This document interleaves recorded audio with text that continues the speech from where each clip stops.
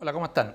Quizás su premiada obra Las analfabetas y la serie televisiva El reemplazante sea lo más conocido de su creación, pero su trayectoria, aunque es muy joven, tiene ya tiempo y experiencia.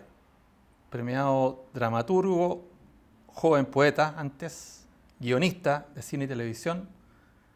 Conversamos en un momento propicio con el creador Pablo Paredes. Pablo, un gusto tenerte en Off the Record. Muchas gracias por la invitación. Pablo, quisiera partir un poco por tus orígenes y tu vínculo inicial con la poesía. Ujú. Estamos hablando de hace como 15 años. Sí, Me hizo sentido para partir conversando. El barrio de los niños malos y cuidado con el perro Quiltro. sí. Mirando a la distancia, ¿cómo fue ese inicio y qué tuvo que ver eso con tu historia más infantil, juvenil? Bueno, mi historia es una historia bien quiltra, a propósito del texto que tú estás citando. Hace 15 años, claro, son las primeras publicaciones, pero la verdad es que mi vínculo con la poesía es un vínculo muy natural y muy ligado al barrio, a la población donde nací, a la población donde crecí, a una casa en donde faltaban muchas cosas, sin embargo había un muro repleto de libros, una casa bien curiosa. Siempre la pienso mucho, porque claro, miraba hacia el suelo y veía el piso de tierra y efectivamente mi papá y mi mamá me mandaban a regar el piso, que no era el patio, sino que era el living comedor, diría el eufemismo, y que al levantar la mirada veía un montón de libros y de pronto aparecía uno que otro poeta ruso, algún libro de Cardenal, qué sé yo, y entre medio la tele prendía, entonces estuve ahí entre la tele y esos libros soviéticos, muy cerca, en una cosa muy rara. Yo pensaba que las casas eran así, de ahí me di cuenta que esa nomenclatura era bien particular, pero fue el entorno en donde crecí y así como un montón de amigos y amigas siguieron quizás por el hip hop, bueno, yo seguí por la poesía. Y creo que no son caminos muy distintos, de hecho, creo que es medio raro hacer el corte también. En esa historia tuya, es inevitable pasar por lo que significó para ti el barrio Borgoño, ¿no? Sí, claro, El colegio, el liceo. claro. Es bien curioso porque el barrio Borgoño es encontrarme con el centro de la ciudad sin saber que ese aún no era el centro de la ciudad, sino que estaba en el barrio Matadero, que estaba en el barrio Franklin, que estaba en Avenida Mata, pero venía de la periferia como venía un montón de chiquillos, digo chiquillos porque es un colegio de hombres, después de una pasada que yo miraba con mucho orgullo, que era aquellos que sobrevivíamos de los malos colegios de la periferia y que recibíamos el premio de entrar a este colegio emblemático, y que después con el tiempo me di cuenta que en realidad ese motivo de orgullo debía ser más bien un motivo de pena y de indignación, porque básicamente esa salvada de los 5 alumnos que llegábamos al Barro Borgoño, el Liceo de Aplicación, al Las Tarres, el Liceo 1 o al Carmela Carvajal, implicaba que había otros 40 que quedaban pateando piedra en los espejos, en la granja, y que el sistema del descreme era una absoluta crueldad. Lo que pasa es que justo había sido parte de la excepción de la crueldad.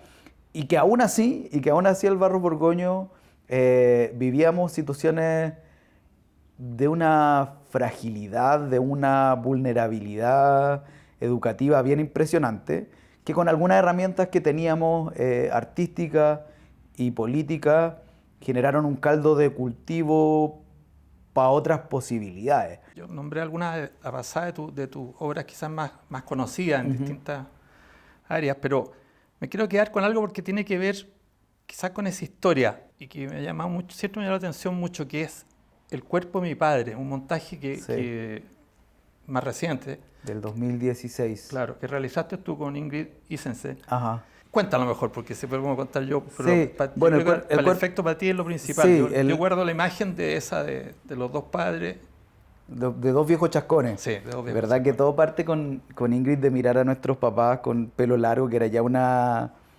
curiosidad? Teníamos muchas ganas de dirigir. Yo había hecho teatro como dramaturgo, no había dirigido. Y se nos ocurre esto de poner en escena a nuestros padres, que no eran actores, sino dos viejos de pelo largo, y generar un proceso, un viaje biográfico, porque en el fondo poner al padre en escena tiene alto alcance. partiendo por lo freudiano, por supuesto, y de unas bellezas muy profundas y de unas tristezas muy profundas.